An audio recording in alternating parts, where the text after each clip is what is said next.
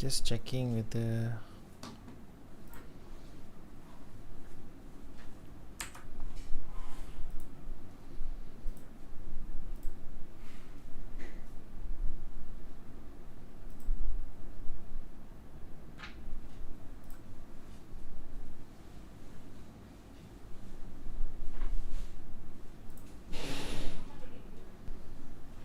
Okay.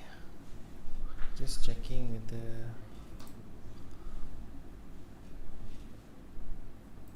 Okay. Welcome everybody to Game Studies. Okay,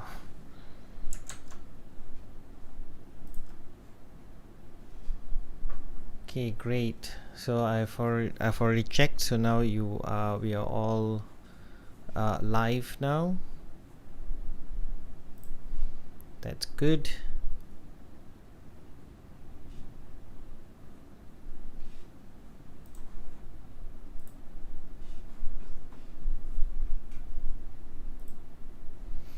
Okay, let's get started with who wants to start first?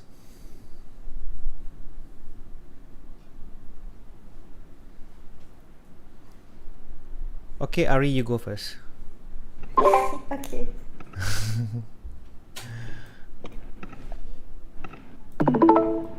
Okay, you can see my screen, right? Wait, let me check.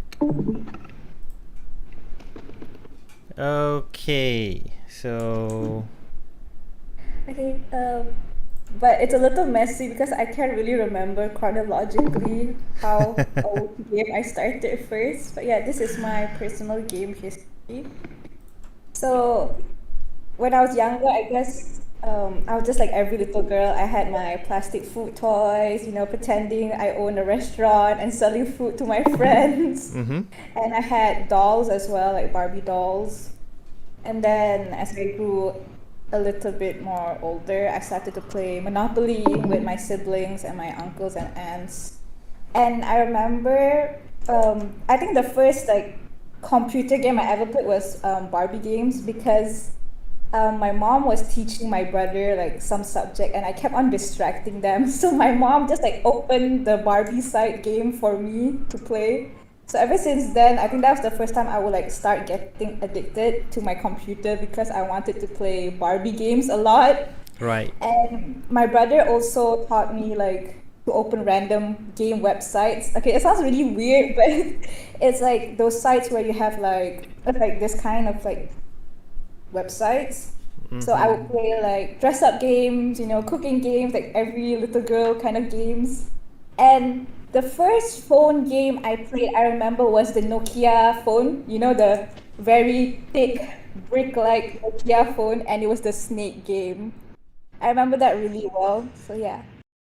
And then as I was like I guess my tween years, think I had a PS3. So one of the games I first played with my siblings was Little Big Planet. And then my brother introduced me to Ratchet and Clank. And I think that was like one of my favorite PS3 games I ever played. And I'm kind of upset because they came out with a new game, but it's only compatible for PS5. And then I played Mortal Kombat because of my brother as well, but I don't think an 11-year-old should be playing that game. It's quite violent. And then I played Wii Sport, and then I played Mad Father, and this is like a Japanese RPG game. This one is that very cute pixely looking game. And then I played GTA 5, and I really enjoyed this game as well because you get to play all three characters and there's like various endings. And then of course I played Sims. Everybody will go through that one transition where you play Sims for a while. And I don't know if you know this game, but it's a Papa Louie is like a franchise. So they have like those cooking games that I played a lot when I was younger. And me and my friends were like, so they have like themes for different types. It's like they have a milkshake series, a pizza series. So me and my friends will always discuss like, oh my god, have you played this one? It's kind of cute when I think about it now. We will like compare the type of themes we had. And then yeah. So this one I definitely started playing more games because of my brother, but I think you guys can see that I'm more into like the third person point of view kind of games, and I enjoy like storytelling games because especially when their graphics, of course, when their graphics are really really good, it just immerses you in it. So I played Red Dead Redemption, and this one was sad. Like, it's just so sad. The two endings they gave, it was like so sad, but the graphics were really really good, and they have like really funny side quests for you to play. And then God of War is really good, and they're coming out with a new game this yeah, and I don't know if it's compatible for PS4, but I'm so excited because they're continuing the story about the prophecy. And then I played Assassin's Creed. I think the first one I played was Unity, and then it was Syndicate, and then they came out with um they redesigned it, I think, so I was able to play Brotherhood 1 to 3, and then I got Cyberpunk, but I think a lot of people know the issues with Cyberpunk. The graphics weren't as impressive as the trailer. It was kind of disappointing, and the game lagged a lot. Like I remember my character was like stuck in between a building and he couldn't move. So that was a bit disappointing, but it was still a really good game. And the endings, I think it had 3 endings, and you can choose like 3 um, background stories of the character. And then Detroit Becomes Human is a really good game. I really enjoyed that one. It also has like different endings, and based on your choices, it it gives you the outcome. So you can have like a good ending, a really sweet one, and then a bad one, and then the really really bad one. And I tried Monster Hunter, and I think Monster Hunter is really fun. Of course, like besides hunting monsters, I think if you're someone that enjoys like mastering the skills and stuff, I think Monster Hunter is definitely for you. And like I enjoy games like that because it's just like it fascinates me how people can design, how they can think like to design like those dragons or like the characters. It's just really cool. And Ghost of Tsushima, this was also really good. It was really good. And yeah, but yeah, and the ending was so sad. Like either way, whichever path he chooses, like he will still be hated by the country. And then Genshin Impact, I just started, and I do not recommend you playing it during the semester. It's also like Monster Hunter a bit. Like if you really enjoy like gaining your skills, adventures, it's really fun. The other day I played it and I didn't realize 2 hours had passed. So don't play it during the semester unless you have really good control. And this is also my favorite, the Uncharted series. Uncharted is just so good. And then I played Far Cry Primal. I never played the previous one, but I didn't really enjoy it so much. I don't know, like I just found it a bit boring. And then I tried Mortal Kombat X. That was pretty good as well. And yeah, lastly was Mike. And that's my game history.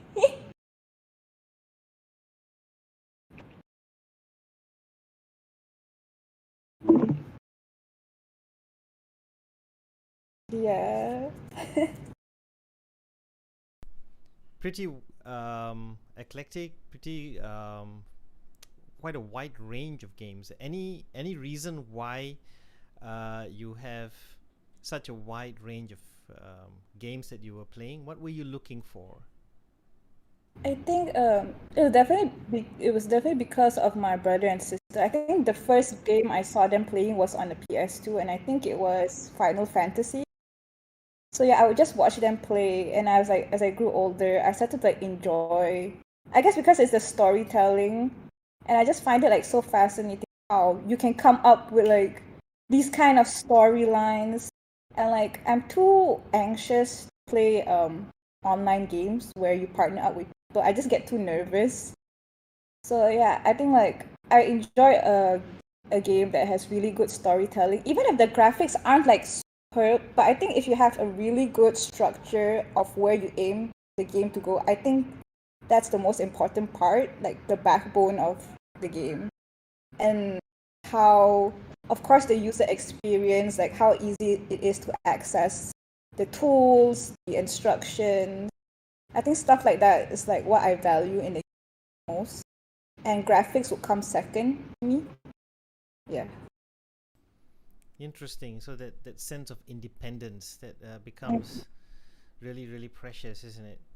Okay. Yeah, I Thank. guess Yeah. I enjoy figuring things out myself, but also it has to be like in a way that um the user can like figure it out very simply.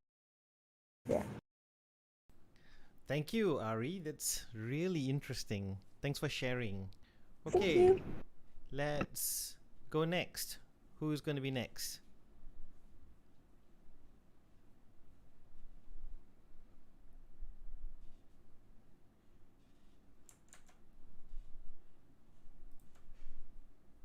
Danish. Uh, yes, sir. Before that, can I ask something? Actually, I'm using my phone for the audio, okay? Like they're speaking, and I want to share the screen from my PC, but it kicks me out from one of the devices. So, how can I share my slides? You said you have you're sharing your screen from your PC and your audios from the phone. Yes, but when I connect my voice chat from like the call from the PC, it kicks me out from one of the devices.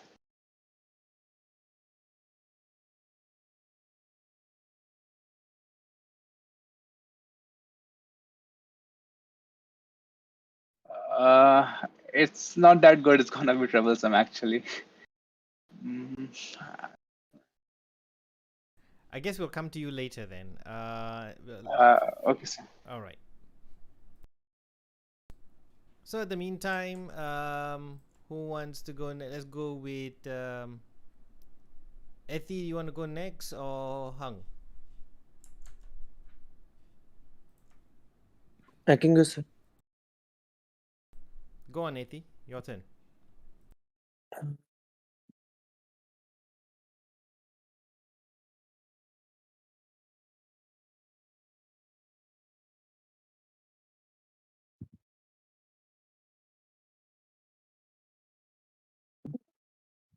Can you see my screen?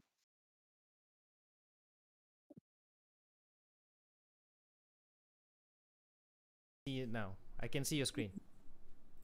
All right. So this is kind of a timeline.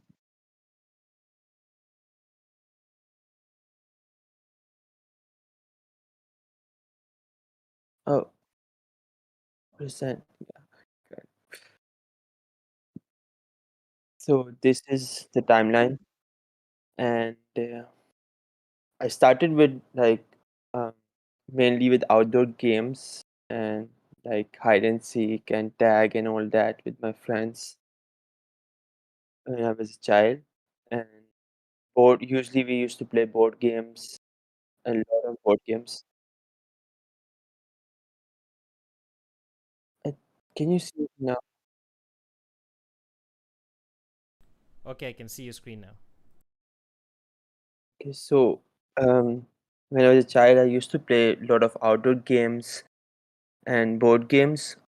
But the most board game I've played is like chess. I played chess till my late teenage, even like till I was 22, 21. I was the captain of my team as well in college and like played in competitions. Um, Feature phone games. These used to be in old phones, if anyone remember, like in Nokia. I've played these games a lot. Computer games. Used to play Counter Strike on like is closed server with my friends. This was the first computer game I started playing Counter Strike. Because like in our computer lab, all my friends used to play Counter Strike on the server, and I used to join with them, and it was quite fun. And Jetpack Joyride and Asphalt I used to play as well. Um, these were the card games I started playing when I used to started going on trips, and like 1 week trip or 2 weeks trip into the mountains. So we had just had like cards with us. So there was like started playing card games a lot. Then smartphone came along. So like the main major smartphone games I've played. My one of my friend actually recommended me start to play Clash Royale. It was like kind of a boom, like 3-4 years ago, and all my friends were like they were really pro in Clash Royale, like level 10 or something like that. I started playing it. I got to some like good level 6 or something like that, and other games I just used to play mainly for fun. That's my main reason I play games is just for fun. Really basic games just to pass my time and enjoy a little bit. That's the main reason I play games. I haven't played like really hardcore games or RPG games. So it's not something that you. I mean, there's no particular reason why you even want some fun playing games, is it? Yeah, mainly I just like play to pass a little bit time. That's the main reason I play games. Okay, so what you got you interested in games then? I mean, just apart from fun, is there any? I know you answered that question, but there's got to be. I mean, your choice of games is pretty much like also very different kinds. But if you go to the previous slides, they are all somewhat either interactive or they're social games. So is there any reason? Do you think it's possible that you want to connect with But people through games, or is the, there the thing any? is that yeah. So um, I'm kind of older than everyone else over here, and in my teenage years, I didn't have computer in my home. So, and like we used to play board games a lot, and that's the main reason I play games is to actually interact with other people. That stick with me since childhood. That the main purpose of games is to actually interaction and networking. That's what I believe. So that's the main reason I play games. Even like Counter Strike games like these, I used to play with friends. Hmm, that's good. Thanks for sharing it, So yeah, good, very interesting. Now you see, there's definitely no reason why. I mean, there definitely is a reason why you are playing games. So I mean, it all boils down to the choice of games that you got. It can imply certain personality traits, preferences. Yep. So thanks for sharing, Eti. Thank you. Let's go with how about Ziwei? Your turn.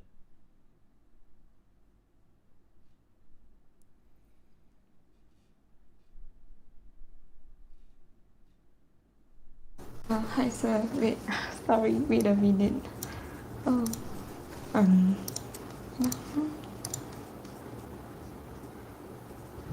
why share screen?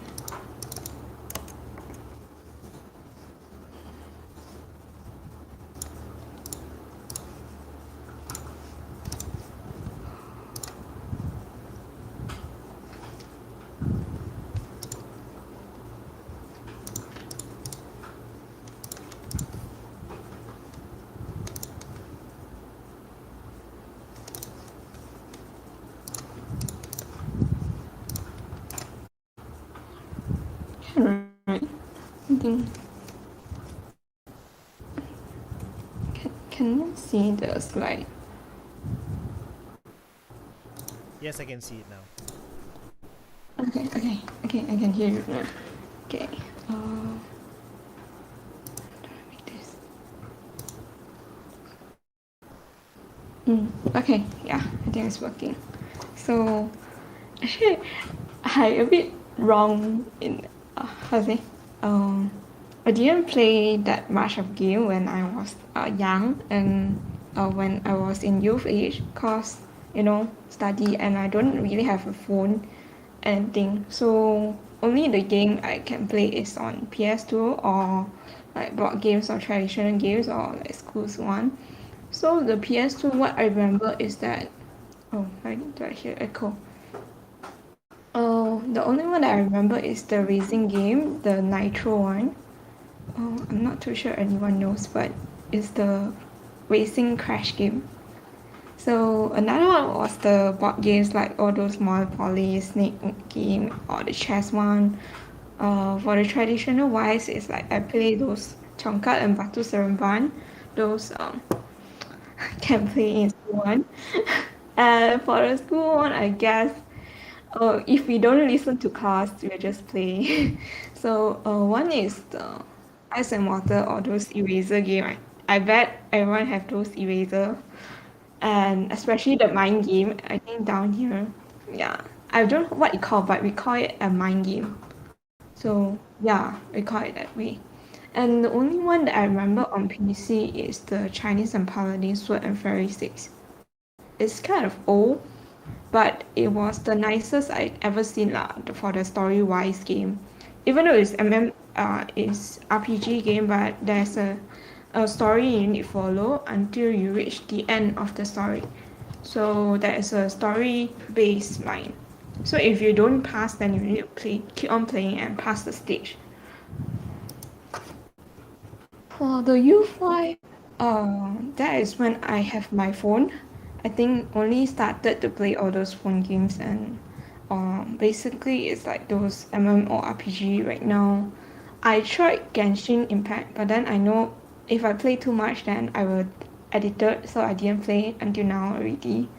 So for board game wise, I think only a few, or maybe there's a lot, but I couldn't remember it. So it's like those exploding kittens, blockers, and code names. For simulation wise, it's the Sims and the Su cooking game. I guess it's pretty famous during our time in among girls, I think, cause it's very girlish game. And for the phone wise, like those overcooked strategy game, but then you can get if you play with your loved ones or you with your boyfriend or girlfriend, right? Let's not to play with it lah, cause they say very intense and you might just buy. And for PVC wise, I didn't play much, but I only tried on Tetris before. It's like sort of like a Tetris game. So yeah, that's basically it. And yeah, this is the crashing nitro one. I remember. It's very old, but yeah.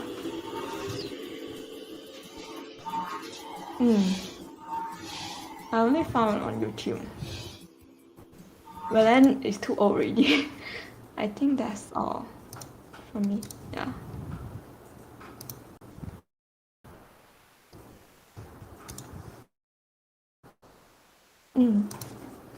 Yeah. That's all for me. Thank you.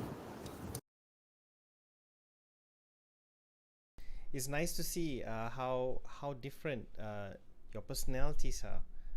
By looking at the type of games that you are playing, they are very different. You all have very different approach to game playing. It's becoming more evident. All right, who's next? Who wants to go next? How about Jai? Okay, so wait a minute.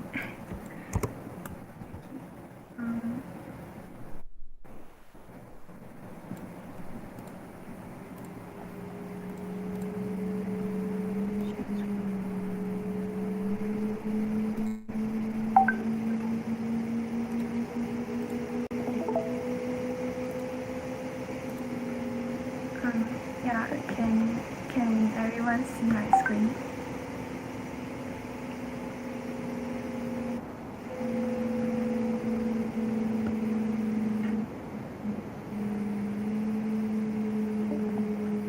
Yeah, hello. Yeah, okay, I can see your screen. Oh, okay. Yeah. So I will present my personal game history. So in the first class, I say that I didn't play game much, but after I like think about it, actually I found out I play quite a number of game actually. Yeah, so just this is my childhood game that I just realized actually I play all this game when Zui they sharing. So during my childhood, actually, I played. I'm not sure if you guys know this website or not, but it's called y8.com, and inside got a lot of different games. So normally, me and my sister we will play the bombing game. I don't know what is the exact name, but then we throw bomb, and we also play like that kind of game. Like the scenario is, I think in a like like classroom or something, you need to like do some mission without letting the teacher know, like that. Yeah, and then we also play a game that I remember is the game we need to uh, put a lot of poison things or solution to turn the frog into a prince. Yeah, so that is quite fun because we can try out add a lot of different things. Yeah, to see what is the outcome. And I also play Monopoly, but actually, we don't play this Monopoly that much. But I think there's the Malaysia version called uh, 亿万富翁, 百万富翁 in Chinese. Not sure you guys know. Yeah, and then yeah, last time I also play Cooking Mama. Yeah, yeah, but then even though play this game a lot, but still not good at cooking.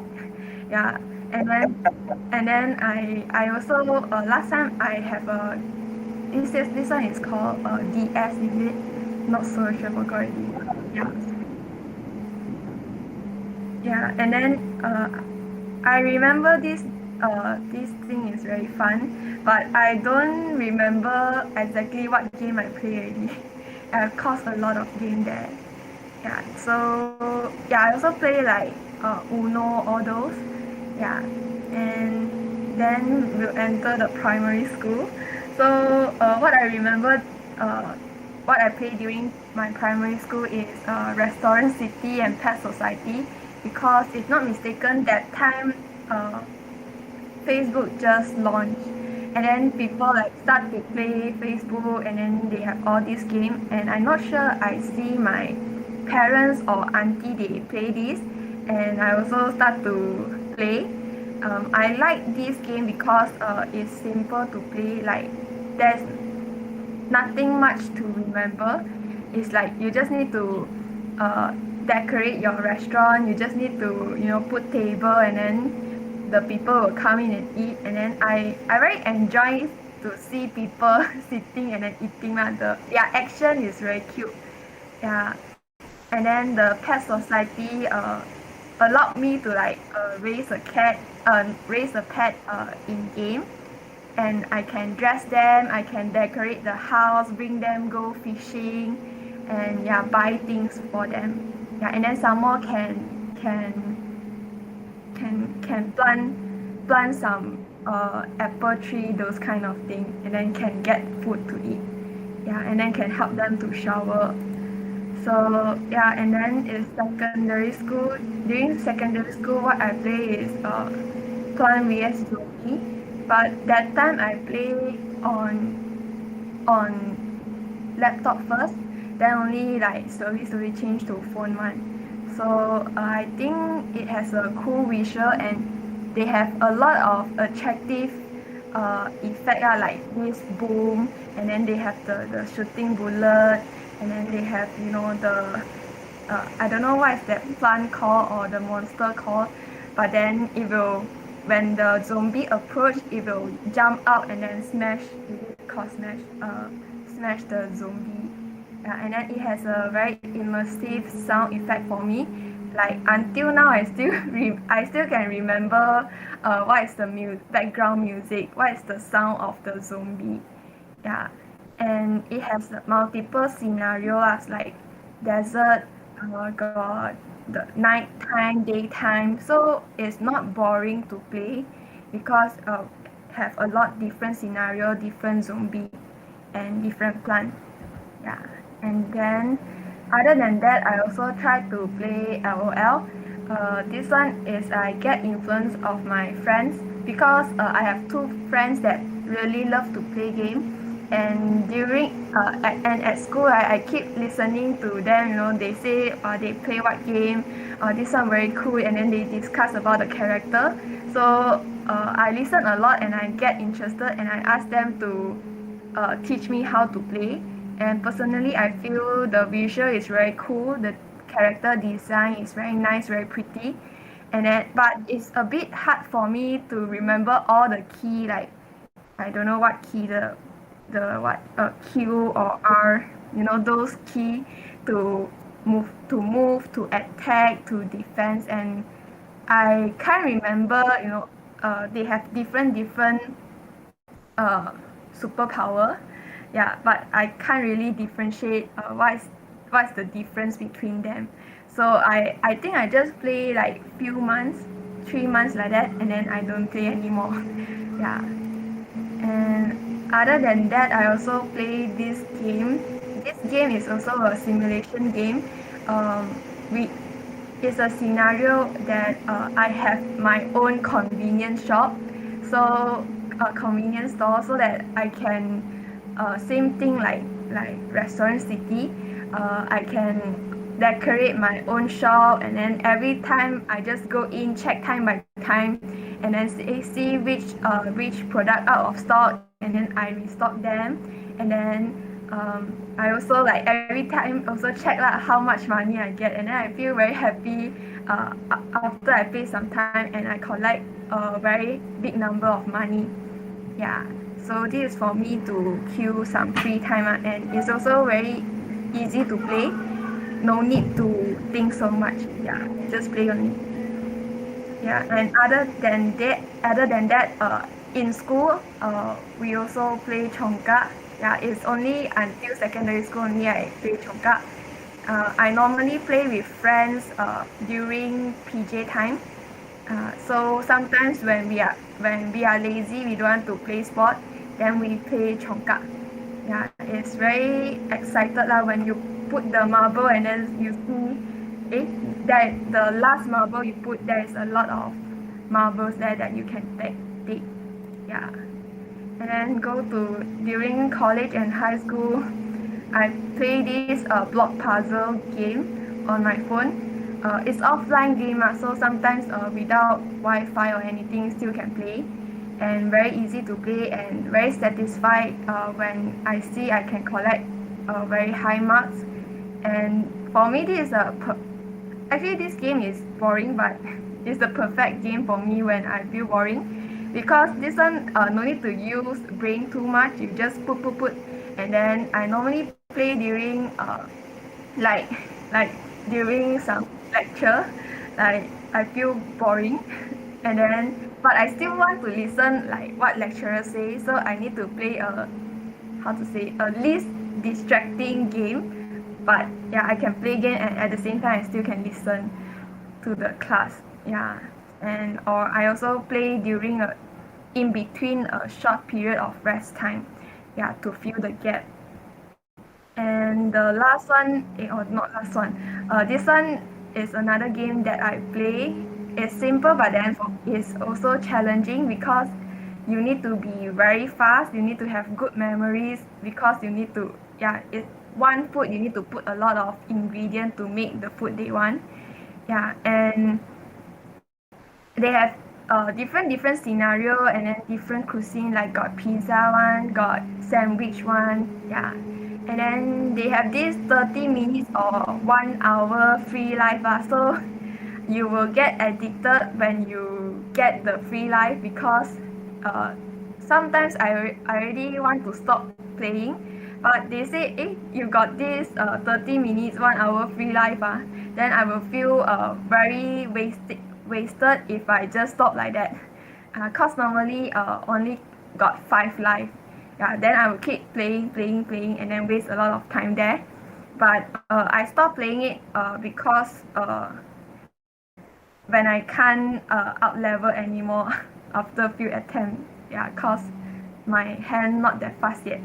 Yeah, and then yeah, this is the last game that I play, and my favorite game until now. I think the previous game, right, is not in my phone anymore except this game. So this game is called Superstar SM Town, and it's a perfect game for K-pop fans because you can play the game and then listen to your favorite K-pop music, and you can see they have the cards of all the idols, so you can collect cards, and they have a lot of level of cards. So it for me it's never ending one night because you can keep upgrade, and like the last level, right, uh, is called R card. The card is grade R, but you can upgrade to 99 stars. Yeah, yeah, and then they have different difficulties level. So, like got easy, normal, high. So whoever also can play. Yeah, and yeah, it creates satisfaction when collecting cards. So yeah, you can see my cards got a lot R cards, and I feel very happy to see the cards I collected. Yeah, and they have a lot of reward system to retain players. Like they have attendance reward, and their attendance reward when there is an idol birthday, you get extra better reward so will keep people like keep going to open the game and then play, collect more cards and more cards, and then you upgrade. Yeah, yeah, I think that's all for my game history. Thank you. Thank you so much, Jai. That's a nice, lengthy presentation, but very, very Sorry. good explanation and very detailed explanation. About all the games that you explained just now. I kind of understand you better now. Thank you for sharing. You sorry for taking so much time. No worries, no worries. That's great. Okay, let's go with Shara next. Hi, sir. Hello. Let me just share my screen.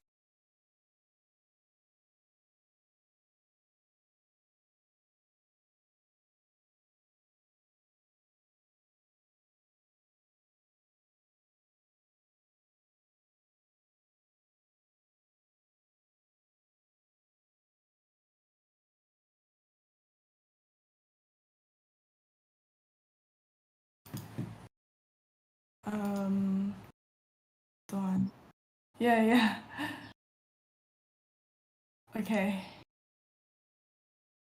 Can you see my screen?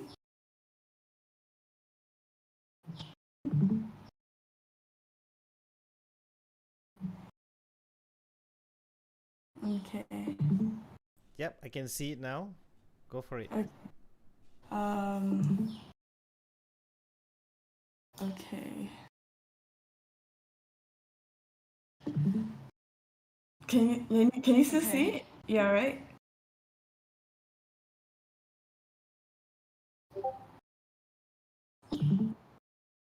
Okay. So this is my personal game history. So I didn't play much games when I was a kid because I was busy with extra classes and all. But the only ones that I remember is this. I played like Nintendo DS, like normal games like this, like the first three, and I played Facebook games and Neopets. A lot of games are not supported by Apple. I think that's why I didn't play a lot of computer games because the first laptop I remember I had was an iBook. So I really couldn't play a lot of games. Plus I didn't have a lot of time, like a lot of free time. So these are the only games I played then. But now I only play these three: Sims, Minecraft, and Crossing. Only when I have free time. I just don't like playing games, but I like watching them though. Like now, I like to watch these games. Like yeah, I usually buy games for my brother or my boyfriend just so that I could watch them. Like right now, I want to buy Aliens. The new, huh? You bought Aliens to watch it. No, I'm planning on buying Aliens for my brother because I want to watch it. I don't like playing it because I get very stressed out, but I just love watching it. Yeah, but when I think about personal game history, I think the only thing that came to my mind was like card 52 card deck because I grew up watching my dad, my uncles, and his friends play poker. Yeah, and I always wanted to join, but they never let me because it was an adult game. So I felt a bit FOMO. And then like I it, it got so bad to the point where they bought me the card, but only for me to play like games like Snap or Goldfish or Solitaire. Yeah, but I thought I was playing poker until my grandpa told me that I wasn't playing poker. So I learned myself online. So I started playing poker like, at a very young age, which was very bad. But like I never stopped until now though. So these are the games I play now with the cards. Like me and my friends, we do it all the time. Yeah, but I love card games. Like, I bring cards everywhere I go because my friends and I we always play it. Like I mean, all for the wrong reasons. We sometimes we gamble, sometimes we do bets, and then for drinking game and all that. But like I feel like it's a very good way to connect with people. Yeah, yeah, and this is my favorite um card games. It's called Taiti. I'm sure you know of it. But yeah, this is my favorite one. Mainly because I think I'm good at it. But yeah, this is the one I like the most, like card games. Fascinating, really fascinating. So Yeah. you're a card person, definitely. Not And really. Like and I don't really play card games except for these cards. Yeah, maybe because of childhood stuff, because I grew up watching people playing cards and all that, and I always felt a bit like left out because I couldn't play because it was an adult game. So now that what happens during a card game? Exchange, right? um yeah, and sometimes it can get a bit competitive. Yeah, and all that banter and the dialogue and that conversations that happens during the card game. Probably that's the thing that draws you in it, isn't it? Um, I mean, now I guess yeah, but when I was a kid, it was just because I felt left out because I was an only child up until I was 6, so I didn't have anyone to play with. Yeah. You're not alone now. You're not the only child now. We are all children here. Well, thanks for sharing, Shara. This is very, very enlightening. No problem. Thank you. You're most welcome. Let's go with Sin. What about you? Alright.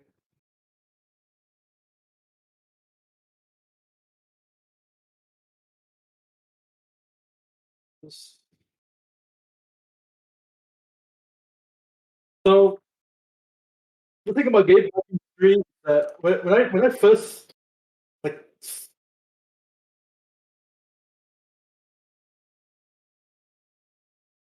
yeah, so Okay, now? go on. I can see your screen now. All right. All right. So when I first discovered games, it was through my brother. My brother was playing a game called World of Warcraft with my other brothers. So think the context, I have 3 brothers, 2 sisters. So all 3 of my brothers were playing this one game, and I'm always the one at the side just watching them play it. And then eventually it just clicked to me. Rather than watching it, why don't I just play it myself? So at around age 7, that's when I first actually played my first video game. And I actually played a lot of video games back then because it was like my only source of like entertainment. I didn't really click with people in my younger days. I was always separate. I was always like isolated. So this is the start of why I started playing a lot of games. So if I were to go to my timeline of the games I've played, this is the list of games that I started playing around the age of 7 to 13. So like World of Warcraft, Counter Strike, Dota 2, all these games is all me just following my brother. My brother played World of Warcraft, he played Counter Strike, he played Dota 2, played League of Legends, Assassin's Creed. I also watched him play the first two series, and then I played it, and I discovered the 3 and 4th series, and then I played that as well. Left 4 Dead 2 was the first game where I had all my siblings play together with me. All my siblings, all 3 brothers, 2 sisters. We all played together. We're having fun. My mom and dad also came in. They also sat down. It's the first time my mom and dad actually sat down and played a bit. Which is my mom and dad don't actually play video games. They're not the type to play video games. They're quite strict on video games, but became more lax later on. BioShock also, all these games actually, nothing about it. Every single game is all because of my brother. Battlefield, Diablo is also because of my brother. So, moving on, around the age of 14, this is when it's also 7 to 13. I played a lot of games. 14 onwards, I actually played more games. So like games like Valorant nowadays. I also played Outriders, which is a game I'm not sure if you guys know about. But it's quite a graphic intensive game. Monster Hunter World. I played with a couple of my friends. Apex Legends. I'm forced to play this because people want to play this game with me. Command and Conquer. Okay, Command and Conquer was a really interesting RTS game that had the idea of global conflict. So, and also that's also the first time. That's one of the first time I had the idea of aliens. So I can play as aliens, I can fight as aliens. So it's like a really cool concept to me. Overwatch, I had played quite a bit of FPS at that time, and this is the first time I get to play a 6-man FPS on one team.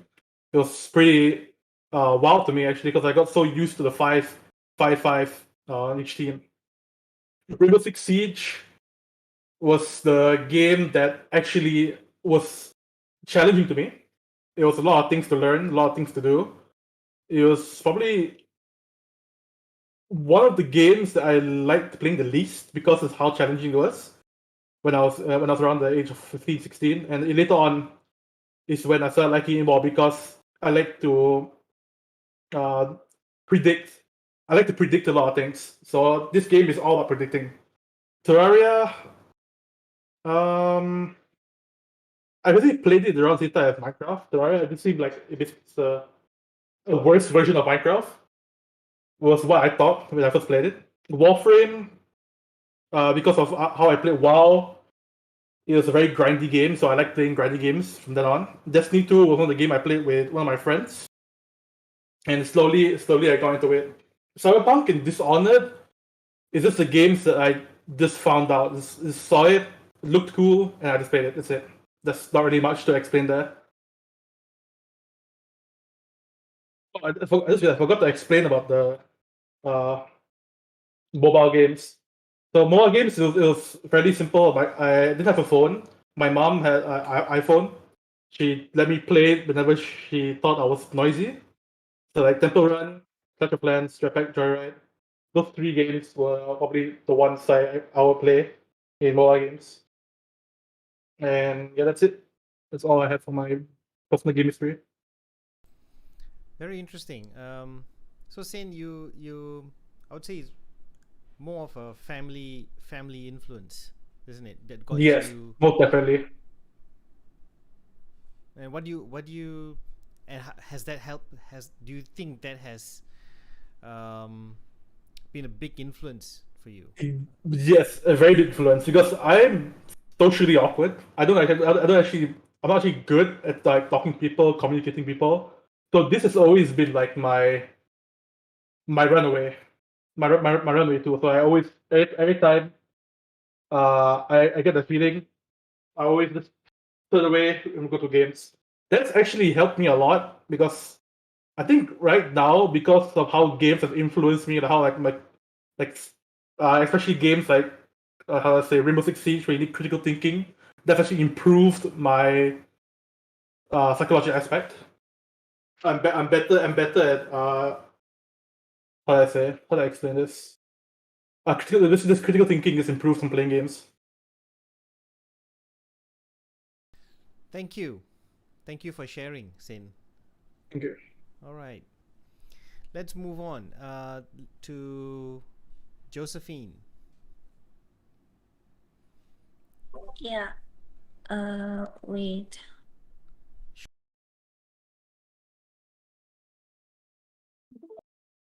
Can you see my screen?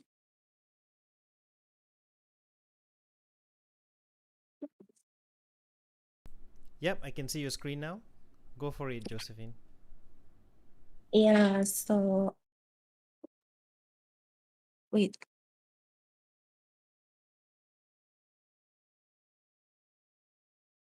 So I was playing card games when I was childhood and also Tonka.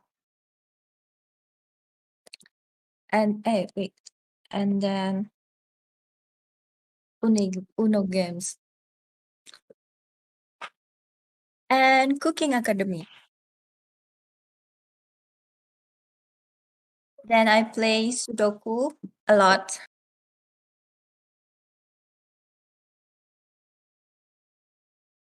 Uh, Actually, I like this game because it helps my concentration. Yeah.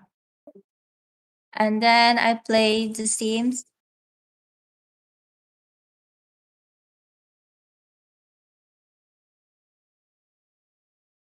Yeah. And sport.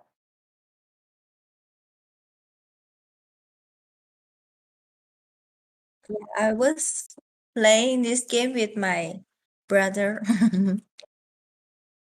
He told me to play this, so I play this. Uh, wait. And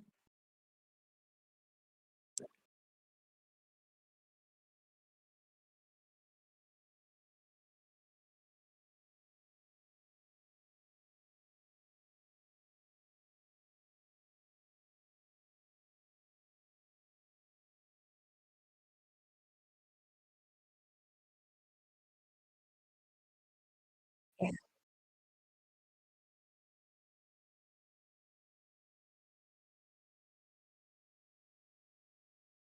so I play Game of Life and Monopoly, Jetpack Joyride, and Temple Run. And I played this Horizon Zero Dawn, Uncharted, Call of Duty Mobile, Hmm. and Detroit. Well, I particularly like Detroit as well, and Uncharted. Yeah, these two games, they have very strong storylines. Yeah, I like the storylines because we can make our ending story. Yeah, you can decide the ending. Yeah. So you like to make decisions about outcomes, right? You like to decide how the outcomes would be. Yes. That's a big yes. Okay. Thank you, Josephine. Thank you for sharing. Thank you.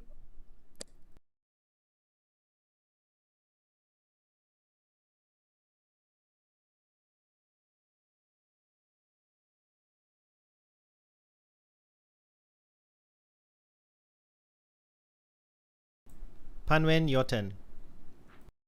Yeah. Hello, sir.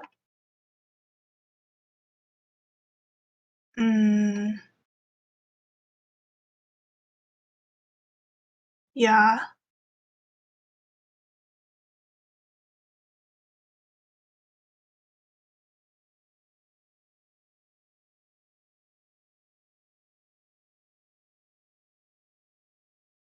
Can you see now?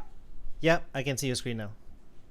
Yeah, I divide the 3 type of games. I really impressed the game. I really remember the game impressed me. And at my elementary school, when I was 7 years old, my teacher, my computer boss, will give our free time to play the games. And these games is my first play. And the gold miner is also true.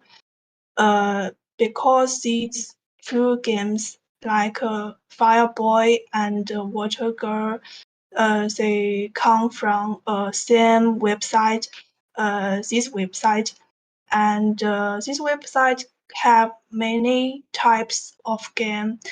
So we, I will talk to my friends and they they give me a website. They talk to me. This website how to play, and we can have many choose to play. And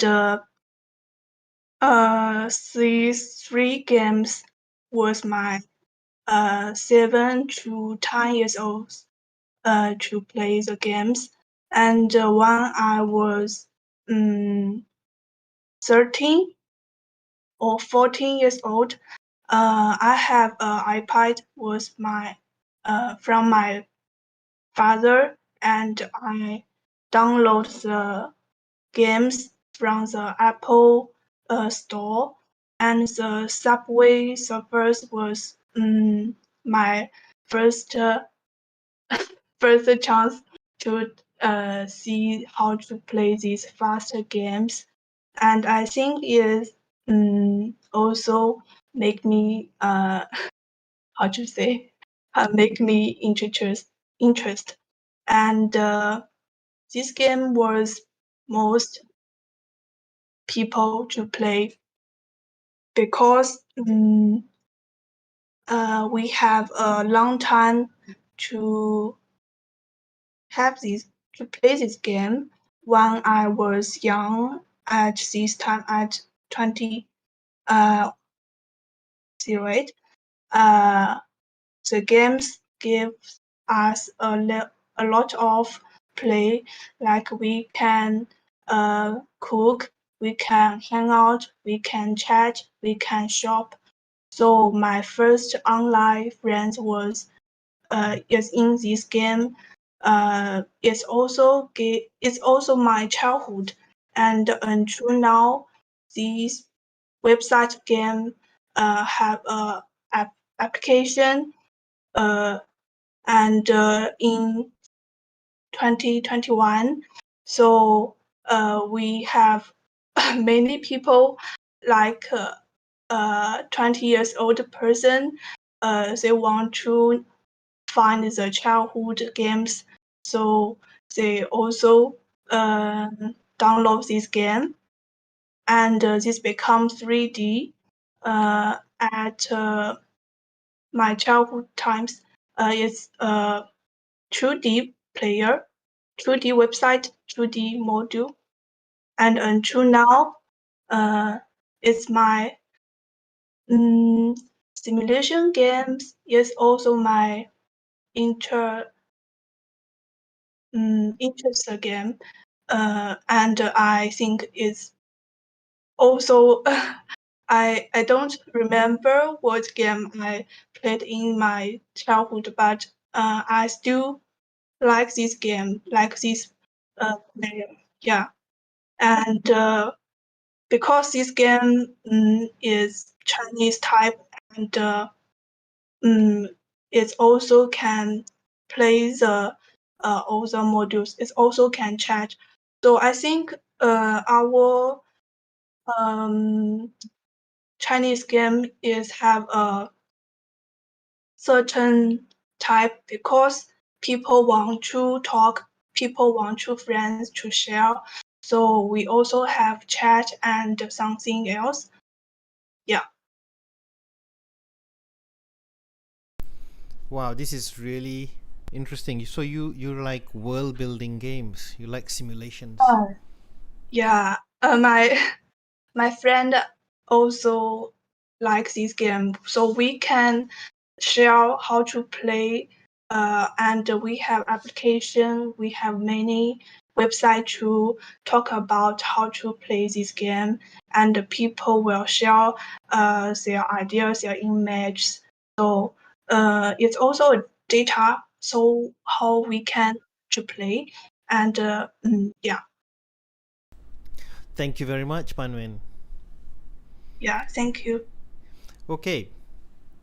It's already 12:05. In the interest of time, maybe we'll try to finish up Nigel, Naufal, Mistake, and Croxicor. Guys, maybe the four of you, maybe you guys can speed it up a little bit, yeah?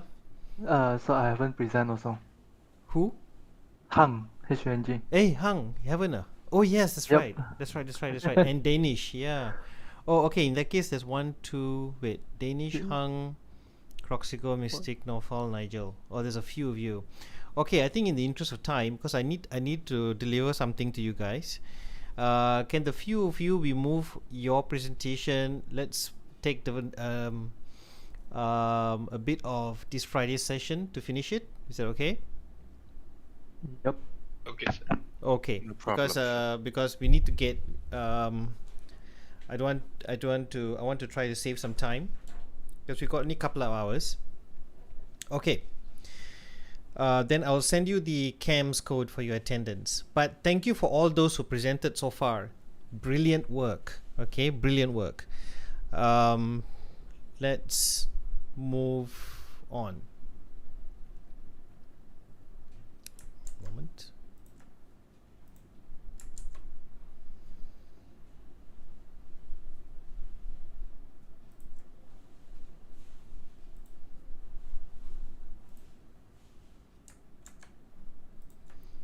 Okay, I'm going to share my screen.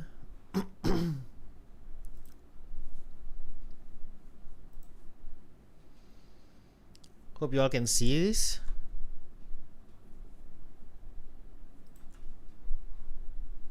Can you all see this? Yes, sir. Okay. Yes. All right. Okay, so let me hang on.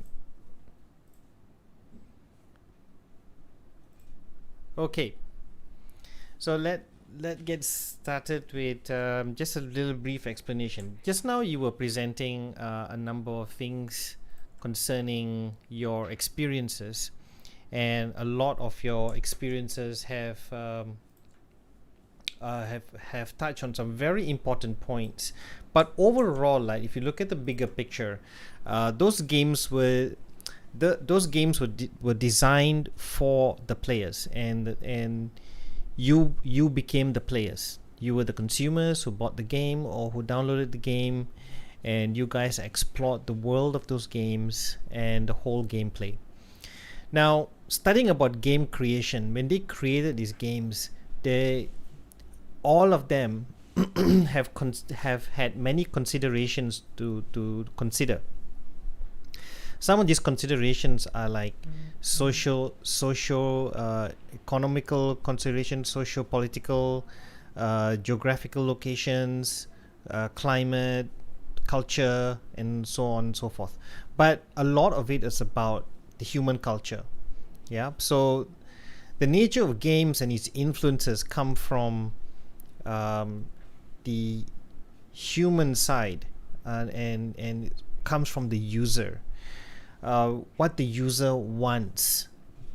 Just like from those days, from the origin of the Olympic Games, everything comes from the community or the society at large. What do they need, and what is the nature of that need in the first place?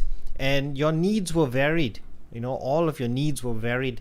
Some needed more social contact, some needed more escapism, some needed more involvement, some needed more world building, some needed to make decisions, want freedom, independence. So there's a lot of things. So you've got to consider three very, very important aspects of game study: the nature of games, and the theoretical and conceptual perspective, which is the context. So remember the first chart that you saw, the game, the context that's around it, and then the game and the player. Yeah. So there are a few things that you got to understand. You got to do a little bit of reading, like whatever that you're being involved in the world of design, or even in philosophy. If you're not a design student, doesn't matter. But I think it'd be good to understand some of these key terms, to understand culture today and the next 10, 15 years, and so on. Because we see, read some things about postmodernism. What is the meaning of cultural critique? How do you understand, is everything in question? Are you questioning things? So one of the biggest thing that a designer should be able to do is to ask question.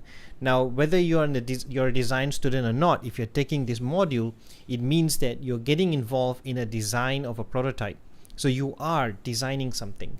So if you want to design, you have to understand the nature of the need, and of course you have to understand also some aspects of why.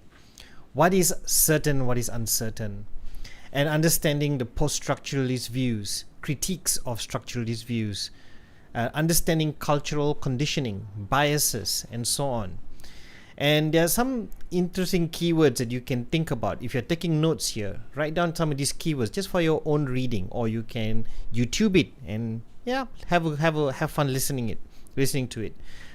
Simulacra, hyperrealism, models of the real without origin, hyperreality, hyperreal world. For example, what is hyperreal? Do you need to create a hyperreal fake world in order to mirror reality?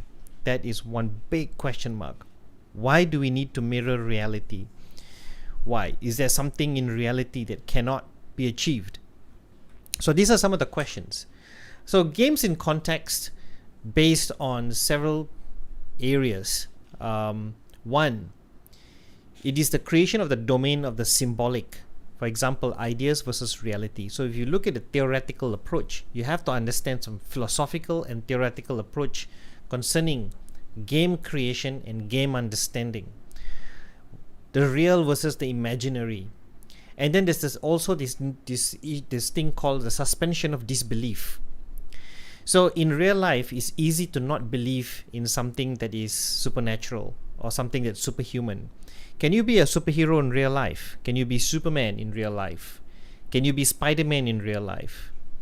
Can you be Nathan Drake in real life? Can you be the Assassin's Creed assassin in real life, having his abilities? It's not believable, right? But let's suspend all that. The moment you suspend that, you go into the realm of the imaginary or the realm of the symbolic. So if you suspend it, which means let's assume that you can. So if you assume some of these abilities, where would these abilities be? In what kind of world do you think it should be in? Number two, where is it positioned, or where are you positioned in this world? Where or what kind of piece on the chessboard are you? Simulations shows that. In simulations, you assume roles, or in role-playing games, you assume roles. Even if you're not playing serious games, you're just playing for fun. What role are you playing?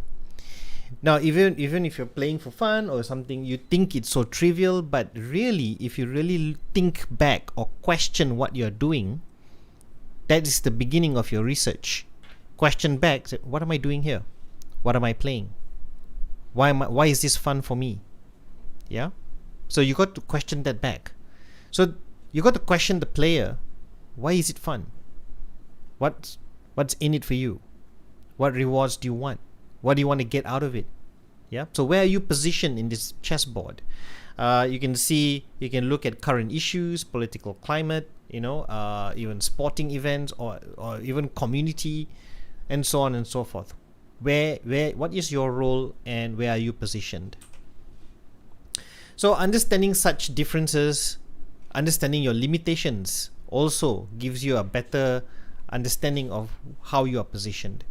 Understanding how you are with authority, understanding the rules.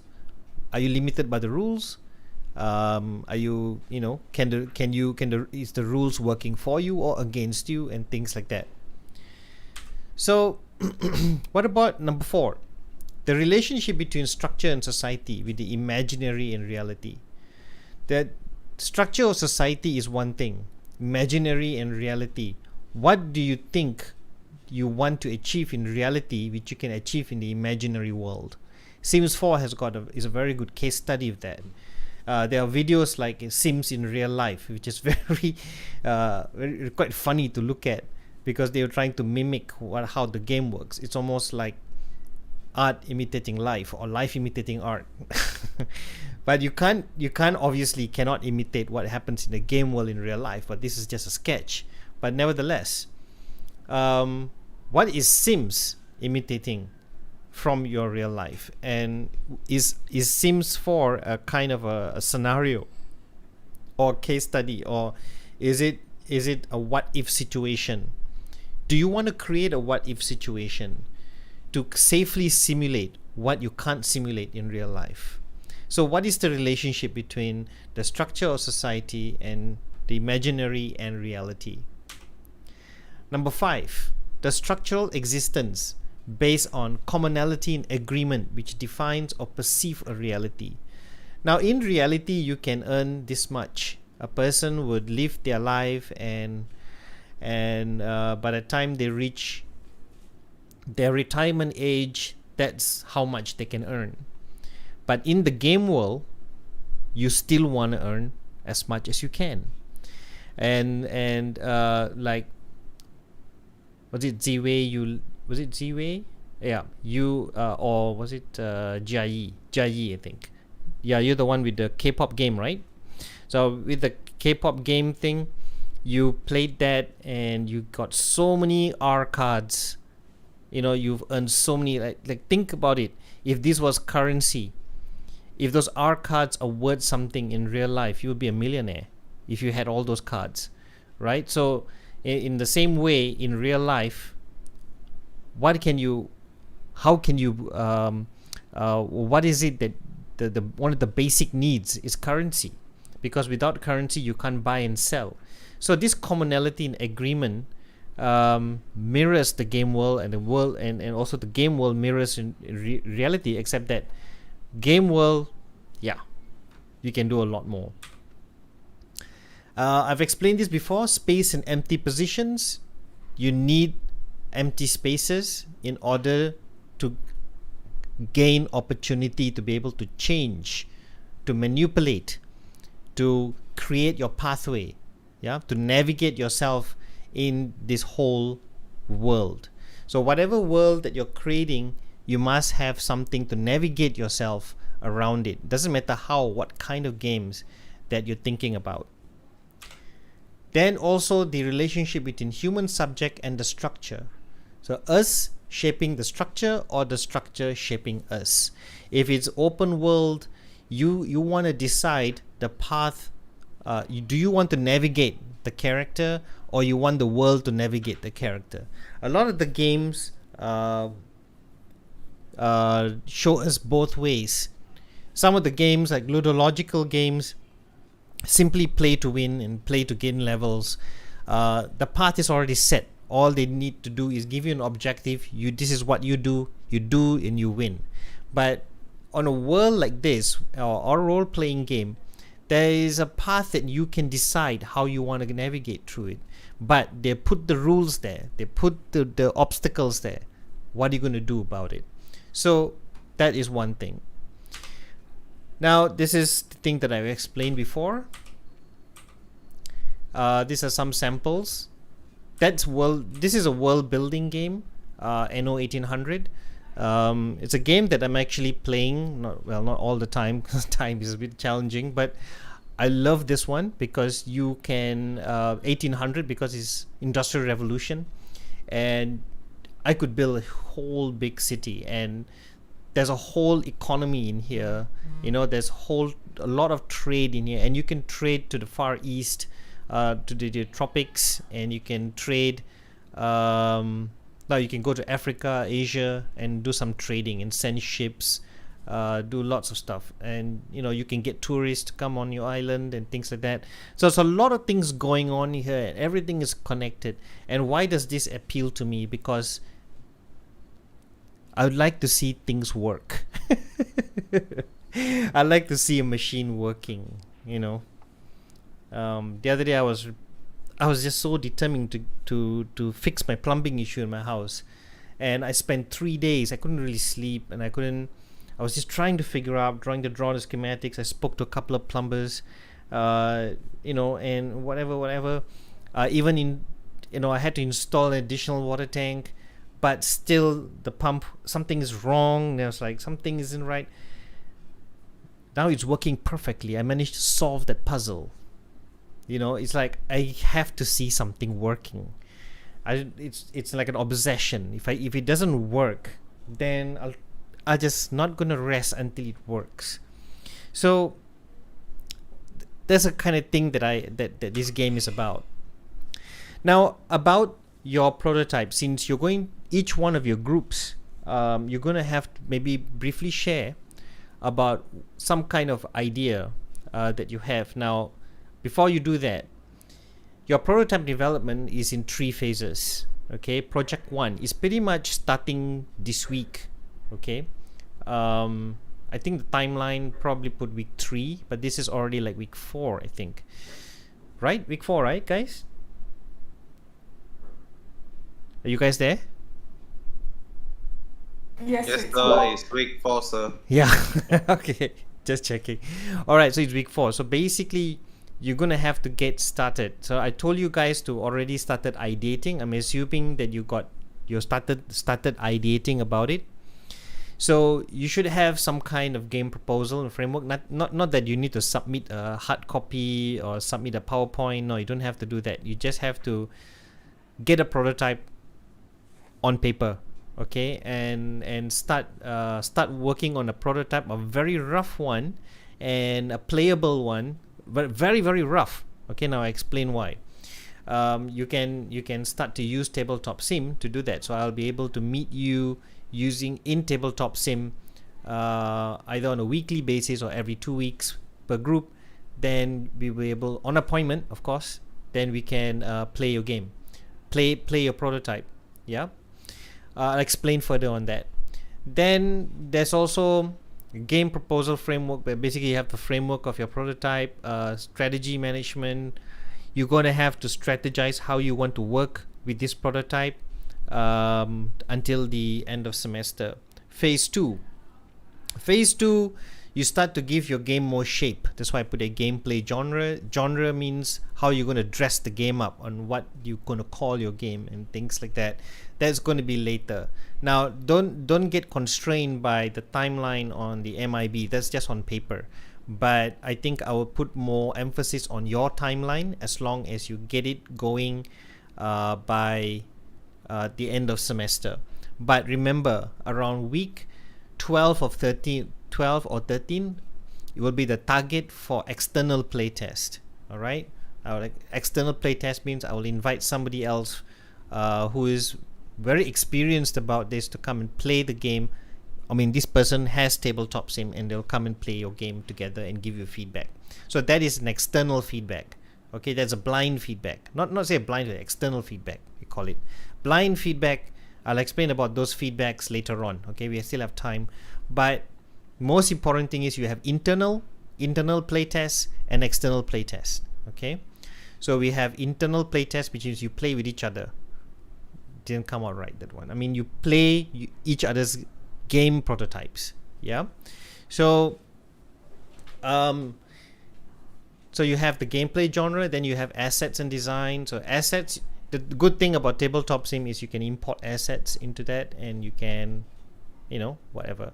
Phase 3 is your final project, which is a final playtest and feedback, and whatever final design improvement. The final project, phase 3, the highlight of it is around week 13 or 12, maybe week 13 or 14. That's fine. Okay, depending.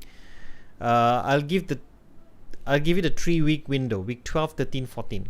This 3-week window, I will need all groups to decide, to agree when will be the external playtest. So the external playtest will be the highlight of phase 3.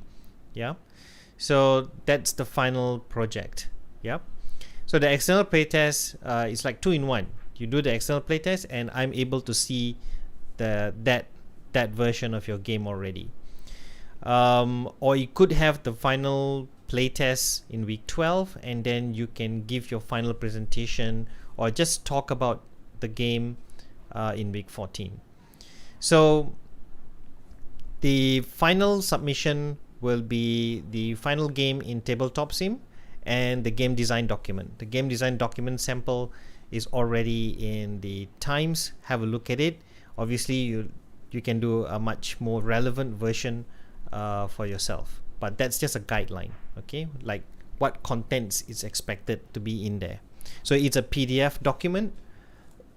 Excuse me, it's a PDF document which you need to you will need to upload onto your ePortfolio. Yeah, so if you are 3 in a group, okay, so all 3 of you will have the same game design document. You have the same group identification, yeah, because you're part of the same group. Okay, so that's the prototype development for this semester. Now, methodology, approach that you're going to use. Number 1, we already spoke about this. Excuse me. We already spoke about this. Research by playing. Okay. Number 2, iteration design. This is methodology. Okay. Hope you're taking down notes. I'll post this video is live and it's captured in YouTube. So I will put this under the same playlist so you can revise. Right. Number 3, prototype. Okay. Oh my gosh, it's RIP. As our methodology, RIP. Research by playing. Okay, remember you guys are playing games every week. All right, and your exercises and whichever, that's research by playing.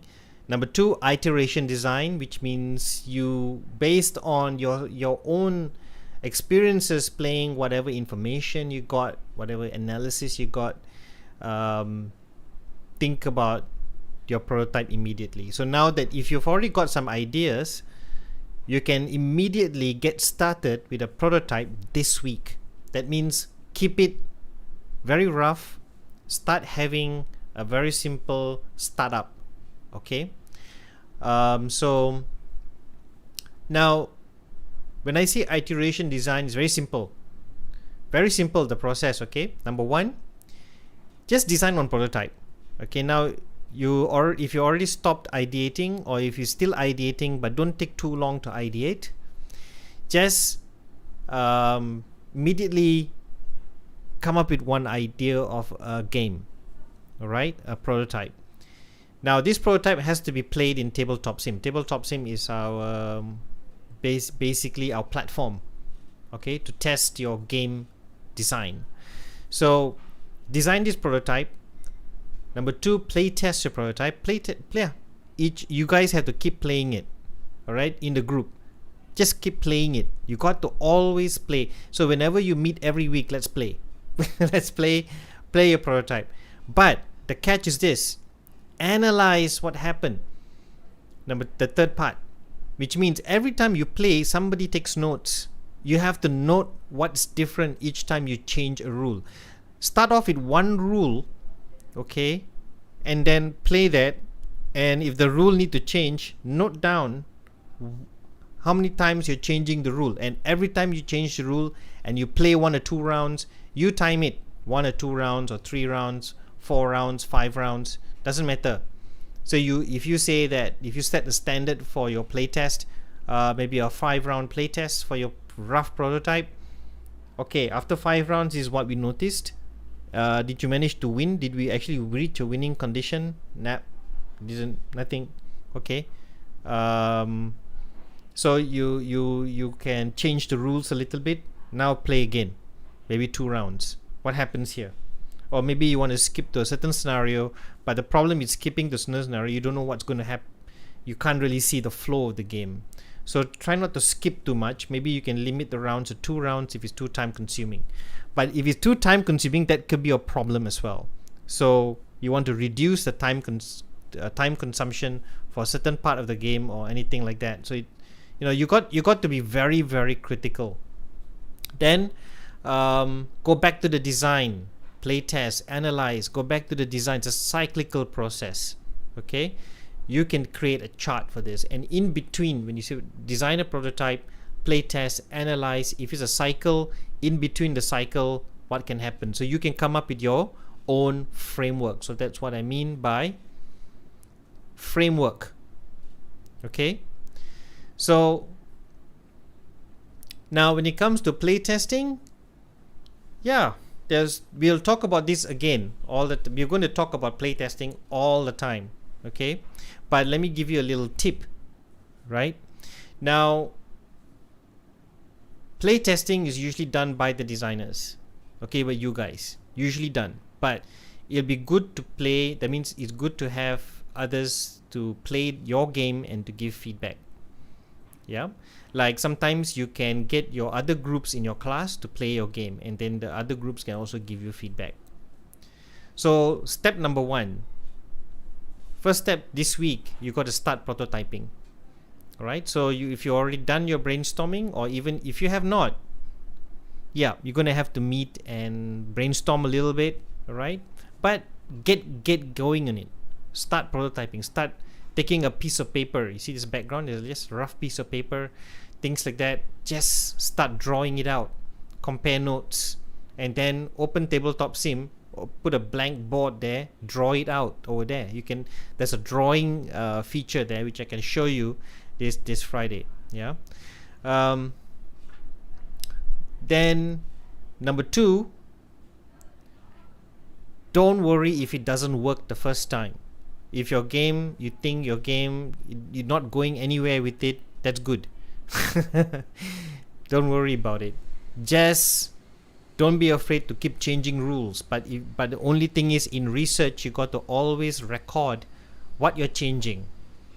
That's why you have a journal. You got to journal. Treat your e-portfolio like a diary.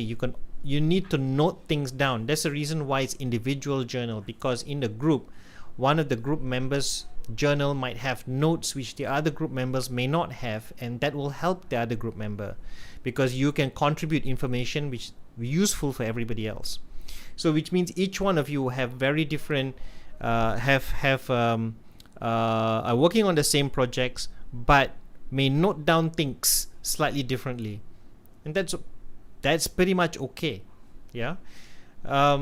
Number 3, be as critical as possible. That means don't be too kind to your game design. Be critical. Put yourself in the shoes of the external player or somebody else. Be critical. You can have fun doing that, really. And it's nothing personal. Just be critical, because you just want your game to work, right? Number 4, more experimental. Now, that's a question mark. If you want your game to be more experimental, just a heads up, you need to have extra more time to play test it, more time spent on play testing. But if you're modding an existing game, yes, you can. Like Albion Online, we played that. I did ask you this one question: is there anything about this game that you want to modify or create, recreate, mod, change? There's so many weaknesses to that. All of you gave the feedback the other day. Do you want to mod it? Or based on your personal game history, there are some games that you guys are still playing today that you think can be modded.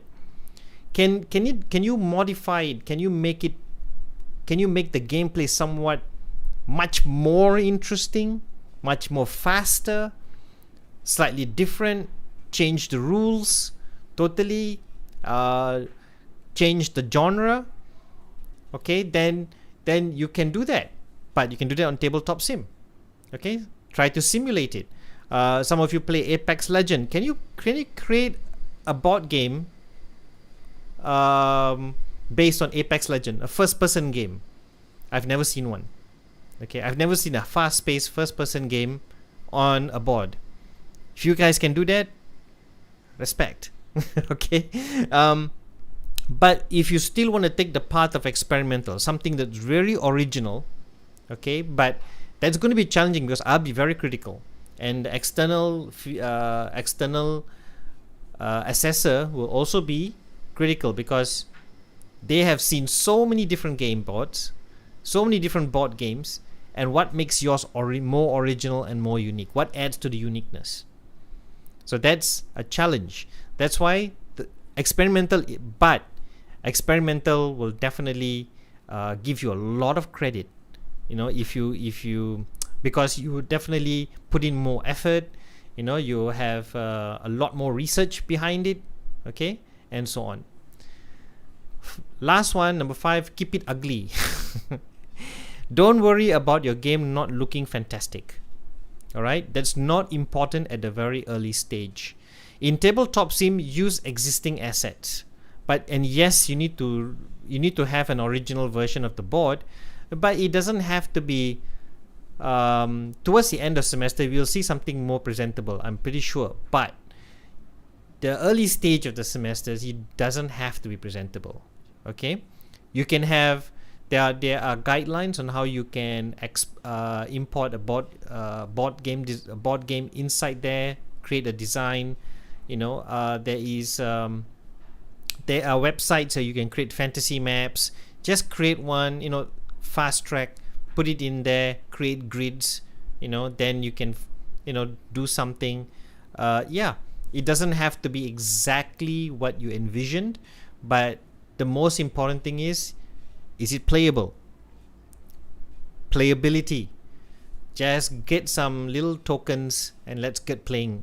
Because next time I see you in tabletop sim, we need to get playing. Okay? So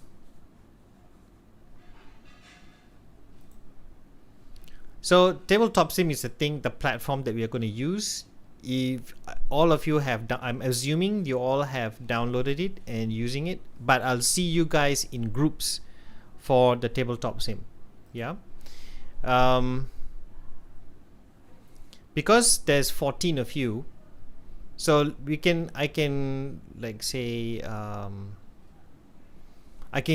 as long as I can see 2-3 groups, like at one session, another 2-3 groups, another session. So we'll have 2 sessions of tabletop sim with 2-3 groups, because the maximum number of people in tabletop sim will be 10 individuals. Tabletopia is an option, but Tabletopia, the tricky part about Tabletopia is you don't have that many assets to use. Yeah, but it's also the free version. It's also playable. Yeah, and nice thing about this is you can add the link into your website, your Google site, or whichever, and someone can just play test your game at any time.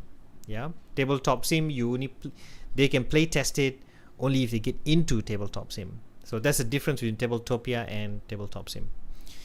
I'm just sharing you. This is one platform called Creator. Creator is a 3D game creation tool which is in early access right now, and it's worth trying. I've gone into it, and you might need a little bit of scripting here and there, but it's very versatile and it's really fascinating. There are lots of tutorials online for Creator. If you want to invest a bit of time trying to understand some basics, go for it. Check the tutorials. I can't teach you yet because I'm trying to learn it myself, but this is really interesting. There are tons of created games, which is mostly third-person games. Yeah, and a lot of opportunities here. So this is something for you to just mess around with. Yeah. Okay. last but not least, for your next exercise, that is after next week, yeah, you can get going on it. Sorry, anytime between now, because your exercises you can do at any point of time. The only exercise that you do a presentation is their personal game history. The other exercises are all video based, so which means that you just have to post the exercises in your e-portfolio, yeah, whenever it's done. All right, so I will have a look. So if you, for example, if you finish exercise 2 early or exercise 3 early, then I will give you your progress points, which will be revealed towards the end of the week.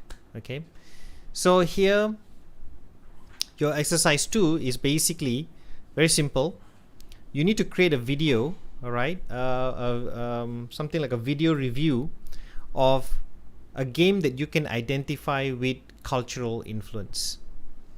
Okay, explain what you understand about the cultural influence. There are different ways to see it. For example, Panwen talks about the Chinese world building game. That's very interesting, and I think maybe Panwen, for this exercise too, you can use that game and you can create a video review of this game and explain how does this work and what's so special about it in your culture. You can see that the world building here uses Chinese architecture, the tree, the artwork, everything, the character design, the interface, how it has successfully adapted the ancient culture and giving you a sense of educational historical lesson or something, right? So because by understanding the world building, you also understand how the design, you understand the shape of this design, the ornaments that's used, all have cultural influences in real life architecture, in real life, in history. So there's one example.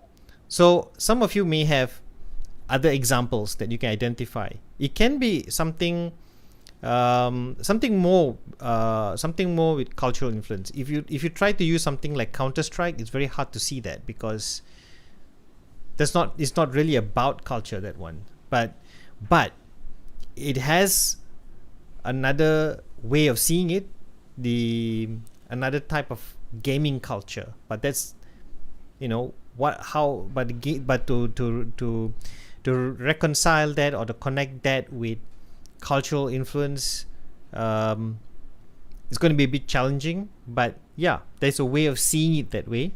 But I leave that thoughts to you. Yeah. So I suggest you look into that. Okay. Make a video review, and exercise 2, 3, 4, 5. All the other exercises, if you notice in times, those are the titles. All of these are video reviews.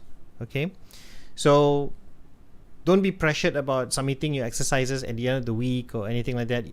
The only one that you have presentation for first is the first exercise, in terms of the exercises, is your personal game history. That's the only presentation.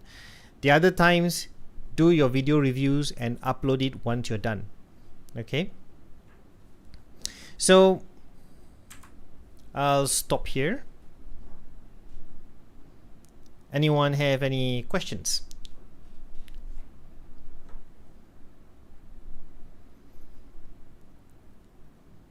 You all can hear me?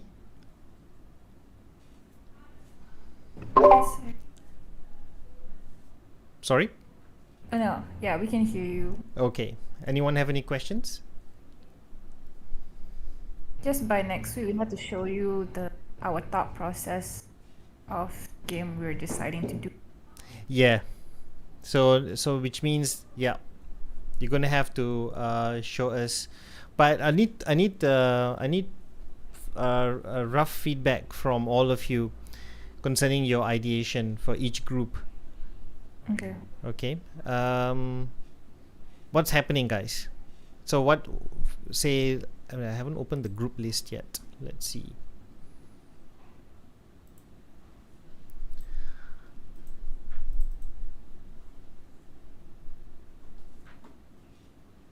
Okay.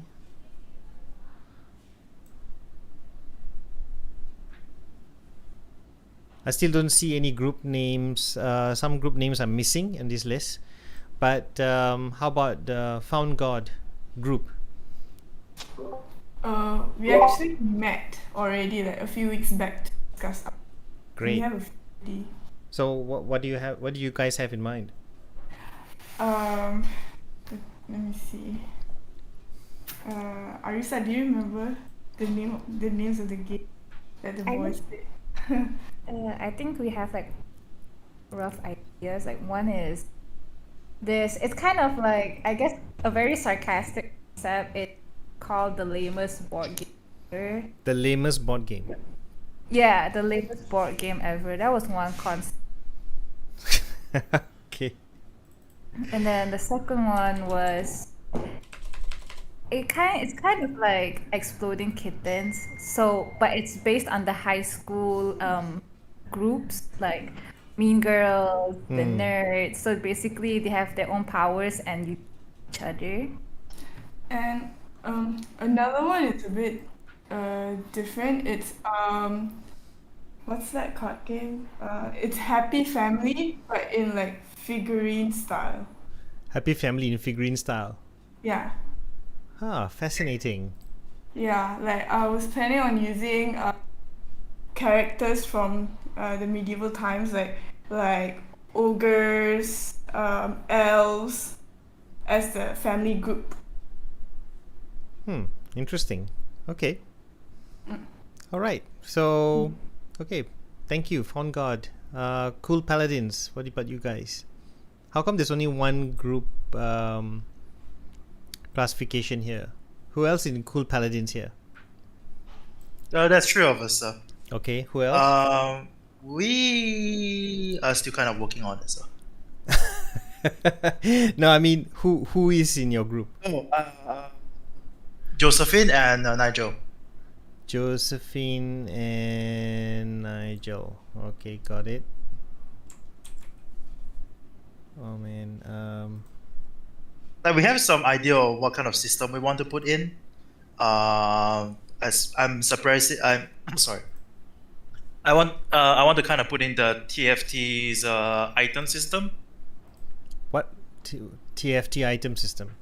TFT is the game that I recommended a while back. So basically, they have a very diverse item system where they have like about 8 base items, like a sword. If you combine a sword and a bow, it becomes like something else, a special unique item, and so on and so on.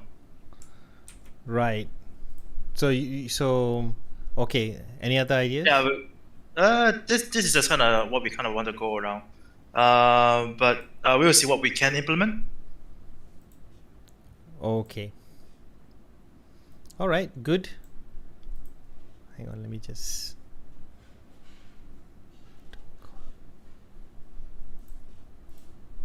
Very tricky to freeze this thing. Very tricky to freeze. Yeah, there you go.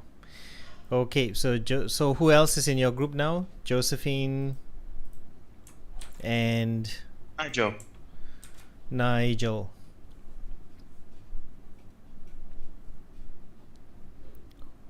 Nigel, who? Which is Nigel? No. Ho Chung Liang. Ho Chung Liang Nigel. Up there, sir. Number 4. Got it. Yeah, found it. Okay. All right. Okay. So Cool Paladins. Cool. Oops. Okay. Logic Nerds. Logic Nerds. Logic Nerds, Jia Yi, Ziwei, and Panwan. You guys, have you met? Yeah, sorry, sir. Can you repeat again? Oh no, have you met? Met each other to discuss? Yeah. Not yet. Okay, so not yet. All right, no worries. What about name is WIP? What's that? You haven't got a name yet, Hung? Joshua? Wait a minute. No, that is actually our name. Oh, that is your name. Yeah, I Oh, okay. So okay. that's your name. All right. So I'm seeing your real names here. Nabil, Joshua. Have you guys met yet? Hung? We had a brief meeting yesterday to discuss about to brainstorm, Okay. and then first we thought about since mobile games it consumes a lot of time, Mm-hmm. so we try to innovate the game a bit to make it fast-paced and less time-consuming. For now, our idea is that one. Okay. All right. Thank you for sharing. What about RPG? At the RPG, who else in your group? How come Naufal's e-portfolio is on Eti's? I put Yeah. it in the wrong place. Okay. The rest, I don't see your e-portfolios yet. I would probably need to see it pretty soon. Okay. So what about you, RPG? Yeah, we had a meeting. Uh-huh. and So there's Naufal some- is in RPG as well. Okay. Who else? RPG? No, just we two. Just two of you. Okay. So you said you had a meeting. Yes, we Okay. discussed. Yeah, it's like a sci-fi area control game. Not area control. It's like kingdom based and something like that. Right. It's still in the idea phase right now. Okay. All right. You're still ideating. Got it. Okay, guys. Here, before time runs out, here's the passcode.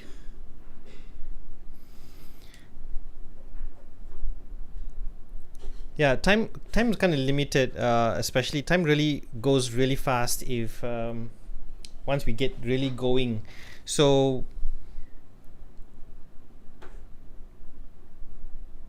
we might that's why we're going to go a little bit more on the self-directed mode, but there will be lectures again for the next couple of weeks, probably 3 weeks, but then after that we're just going to go full-fledged. We're going to use up the lecture sessions on Tuesdays also to meet for tutorials, which means we'll access tabletop sim and gameplays. Of course, we'll have game sessions, yeah, when possible. So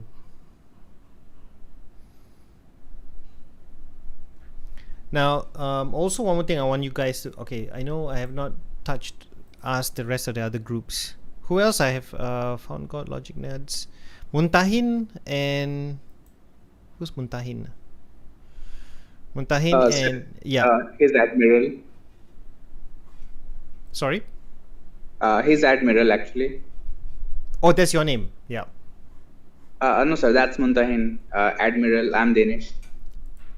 Muntahin is Admiral, huh? I better put a... Yeah. But for some reasons, I don't know, he's not in contact with me right now. Like, it's been 1 week. What happened to him? Sir, even I don't know. I will try to call him today, but Yeah. he's been off. It's long been time. like 2 weeks or 2 weeks already, right? Because he was... Yeah, it was 2 weeks. So, Kyu Chun Ho, who is Kyu Chun Ho? Croxigo. Croxigo, got it. Croxigo, got it. Joshua, what's your nick? It's me, sir. Sorry? Mystic. Mystic. Yeah. Okay. Okay, Nigel. Nabil, what's your nick? It's Sen. S-E-N. Sen. Yeah. Got it. Naufal, yes. Admiral. Shara, yes. Okay, got it. So we just need some of these. Okay. So those who have met, I've good. Okay, and those who haven't met, never mind. Just continue meeting. Try to fix a meeting. So next week, what I would like to see is from next week onwards, or maybe this Friday, I'm going to briefly show you how to work it out, and there will be our game session as well.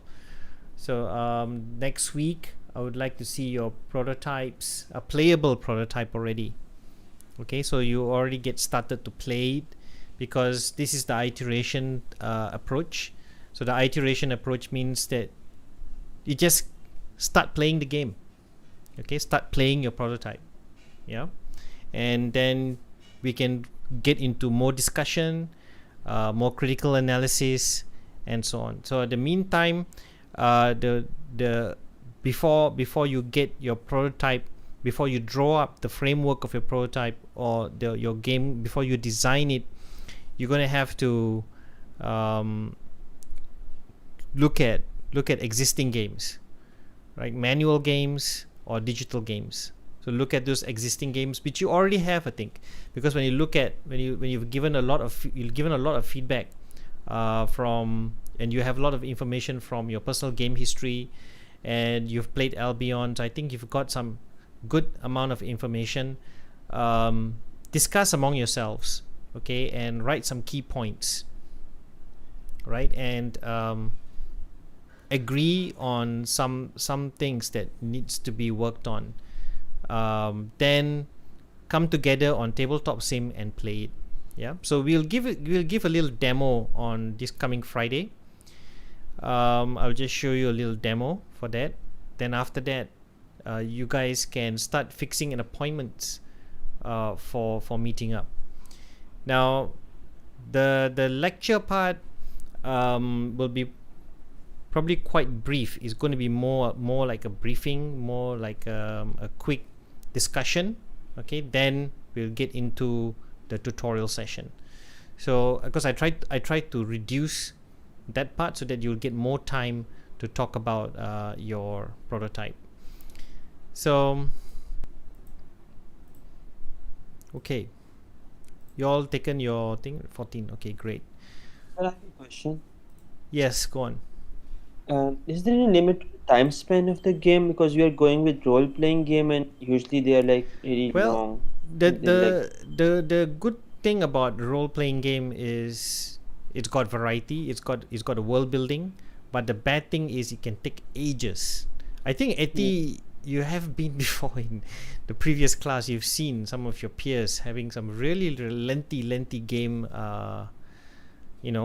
game sessions. That's the issue with role-playing, that it takes even can take a lot of time. Yeah, the problem with time consuming, if your game is interesting, absolutely interesting and engrossing, it's not an issue. But when you come to a point where you can't wait to do something else, then something is wrong, right? I think you and then if you want to play again, so anyway,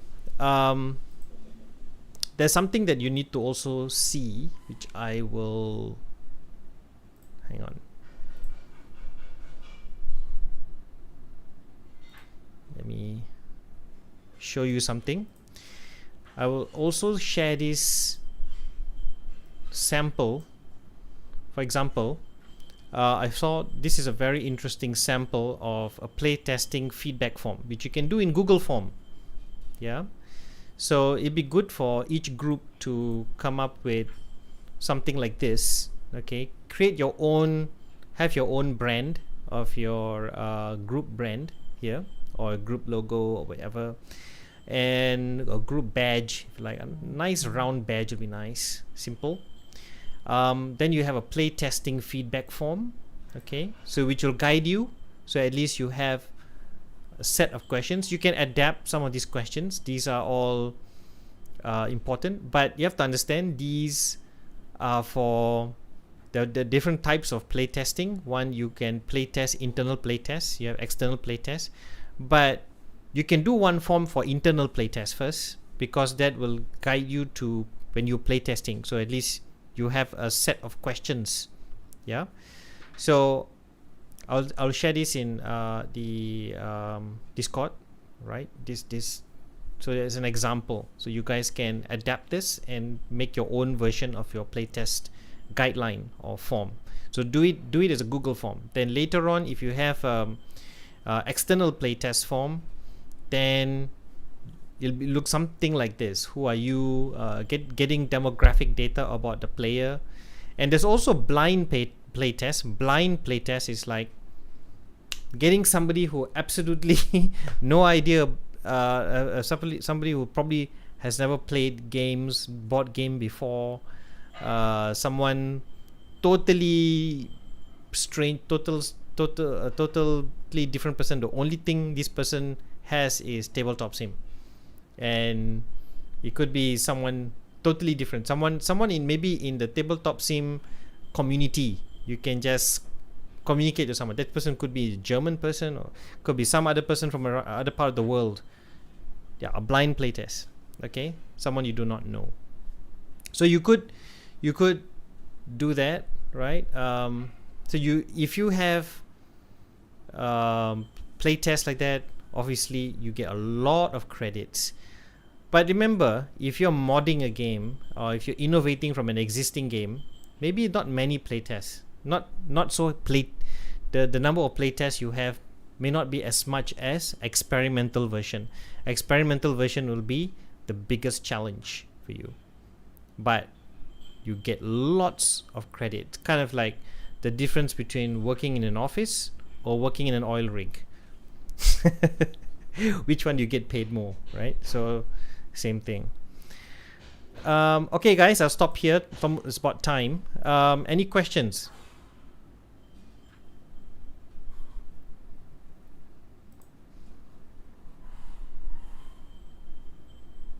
Hello? Anyone have any question? Everyone clear? Am I making sense? Anyone confused?